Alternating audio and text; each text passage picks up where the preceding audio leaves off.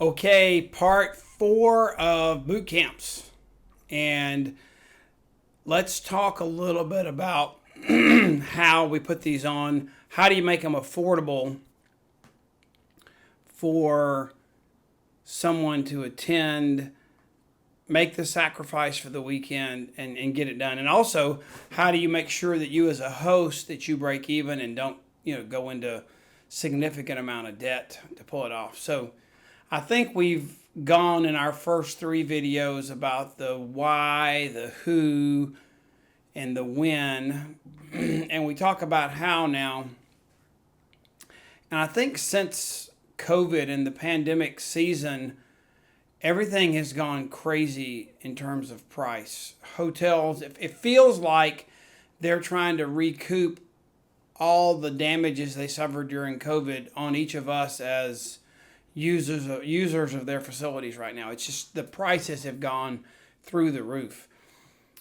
Sometimes we plan an event. It doesn't even make sense to offer a meal because what you get food wise for what they charge you, it seems like a crime. It seems like highway robbery. And then that fee they charge you for the food, like $30 for a bag of peanuts to sit down and eat it with a fork. I mean, that's a joke, but it's not much better than that. Then they charge 23% service fee on top of that. It doesn't even make sense. But we have to do these events. We have to get together. So you've got to negotiate and be smart. So first of all, what can your people that are coming, what can they afford to pay? I think that's a question to ask yourself. And you've got really 2 major expenses. Usually the facility will give you the room as long as you're buying food. So you're not actually, in most cases, paying to rent the room. But what you're paying for is food and audiovisual. In today's world, the audiovisual experience is critical. Don't have a wide room that you're dealing with that's wide. Why am I not seeing my hand?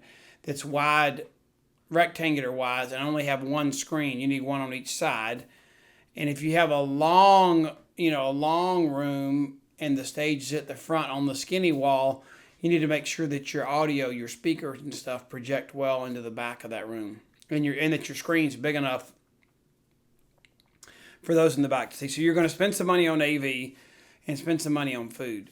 What you have to decide is what's a good budget. And so we have learned that we go in and tell someone how much we can afford to spend per person instead of letting them kind of have the upper hand and giving us options of meal plans and what they'll do for us.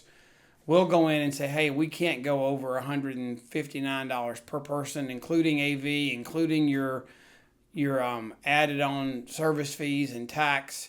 So we need to make sure we can get, how many meals, Friday dinner, Saturday breakfast, lunch, or if it's a boot camp, breakfast, lunch, dinner, and another breakfast if you're going 2 nights. So it's either 3 meals or 5 meals you're trying to negotiate. And the one thing you can do if you really get stuck is you can cut out the Friday night meal and let people do Friday dinner on their own and start after dinner. That's one way that you can kind of help adjust that cost if you have to. But I mean, salad and baked potato bars are a big hit for us. Some kind of healthy oatmeal, or you don't have to necessarily have a meat for breakfast. Eggs, oatmeal, fruit, some yogurt. But tell them you don't want the sugary Danishes, and people don't eat them; they just get thrown away. So negotiate those kind of things, and then the other thing I would say is make sure that if they give you discounts for booking so many overnight rooms, make sure that you're only obligated for the number of overnight rooms you're going to use and book, because in today's world, a lot of people, they want to save money, number one, or they just want to hang out together and have a kitchen and a family room, and they'll do an Airbnb down the road before they'll do a hotel room down the hall. So just be aware of that. That's just the world we live in today. But you want to do it. There are different levels of boot camps. Our Atlanta boot camp is typically a little bit cheaper than the one that has the perfect venues in the mountains during the summer, because during the summer we're competing with weddings, big time, that want to book that facility and use that Sunset Pavilion for, weddings, so we have to book in advance, and we're competing in that market space, so we're paying pretty much market price. But I think you'll find that if you play your cards right, that you won't have any problem coming up with a pricing plan that works. And hold your guns. Don't let them take advantage of you, getting the upper hand on what you're trying to do, because they don't have the right to do that. They shouldn't do that, and you need to be able to negotiate in a way that works best for you and your team. Okay, so that's our number 4 video. We got one more to wrap it up, and I know that was more of a technical detail, and maybe this one felt like it was more for hosts, but we're doing our best to make boot camps affordable. So it has to be affordable for the attendee so that you can get your people there, but it also has to be doable and affordable so that the host doesn't get stuck with the overhead and the net consequences of the boot camp. Okay.